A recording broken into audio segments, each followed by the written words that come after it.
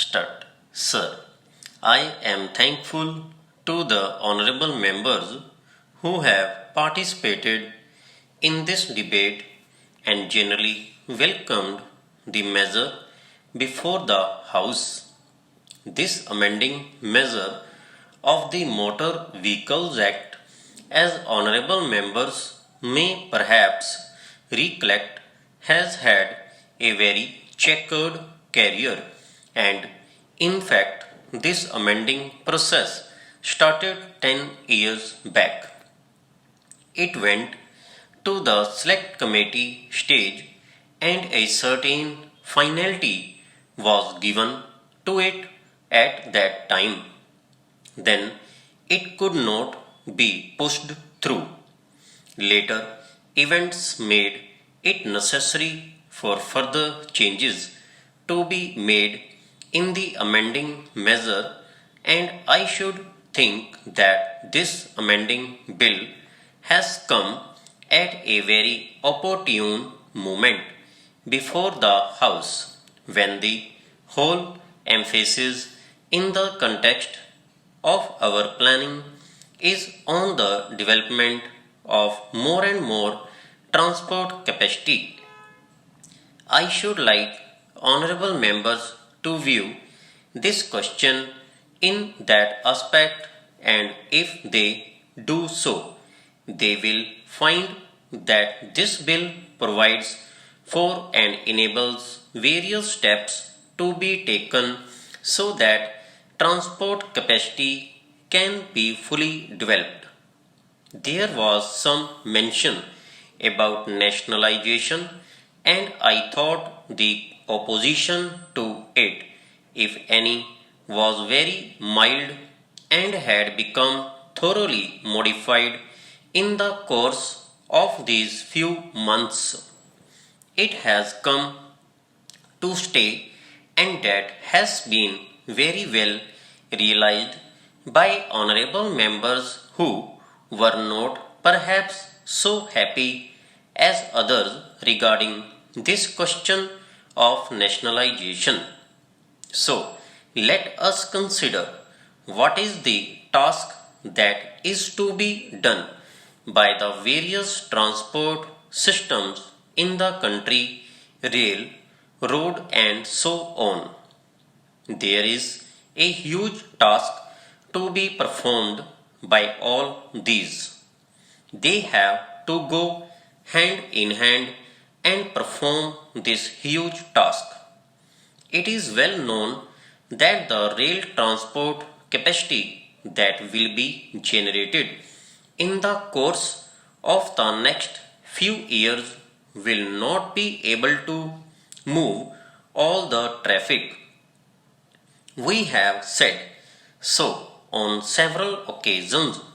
The allotment of resources for the purpose of railway planning and development falls very much short of the requirements. Even as per the original targets, the railways have to expand their capacity by about 42 or 43 million tons, and the additional traffic that will be generated was calculated as 60 and odd million tons. So, even as per the original targets, there was a gap of 17 to 18 million tons. Now, certain targets have undergone an upward revision, for instance, for cement production. It is roughly calculated that the cost of the railway plan will have to go up by another rupees 100 crores to move these additional 50 million tons. So, when there is so much to move and when there is so much traffic offering, there is no question of conflicting between rail and road transport. Rail and road transport have to join hands and lift the traffic that will be generated. Viewed from this angle, it will be found that there is no conflict. One honorable member referred to this matter and said that the railways should not adopt a dog in the manger policy. I have no difficulty in agreeing with him. The railways do not propose to follow a dog in the manger policy. Perhaps the honorable member does not know that we have taken various steps towards relaxation of restrictions on inter-regional transport which he was mentioning. He spoke from experience and said that he was a member of one regional transport authority. Even as far back as 1994, this subject was considered and state governments were advised to relax the restrictions that they were having both on private carriers and public carriers. They were asked to give the utmost freedom to private carriers.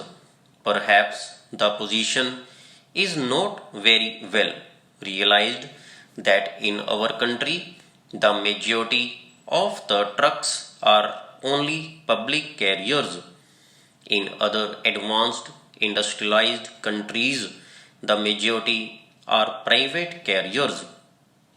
It has been brought out in the report of the study group which went into this question that perhaps 70 to 80% of the total number of trucks are in private hands. Here also, in our country, the various industrial establishments, new and old, can really go in for owning and operating more and more private carriers. They can own a large fleet and can have workshop facilities also, and they need not complain against the railways for not carrying things. So, the indication is that private industries and new plants and new units that are going to be set up can very well go in for owning a large fleet of private carriers which can carry goods over small distances. Of course, over very long distances, it may not be possible to operate private carriers, though even there it will be possible to operate over long distances to some extent. So, there is no question of any conflict, as I said, between rail transport and road transport. Coming to road transport, let us see whether the nationalization policy of the state governments comes in the way of expansion of private road transport.